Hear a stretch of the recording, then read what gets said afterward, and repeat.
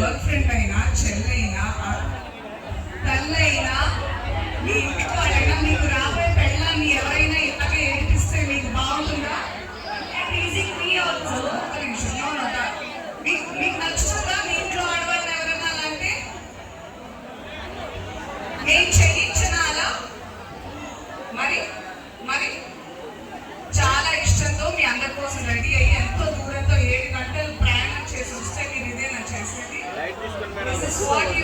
పిల్లల్లో ఇదే నేర్పించారా? పెద్ద చిన్న గౌరవాలు అవన్నీ నేర్పించలేదా? అసలు వీళ్ళందరినీ బ్యాచ్ పంపించేయండి.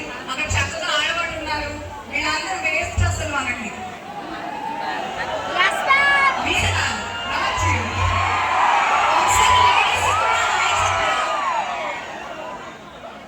I am so angry at all of you.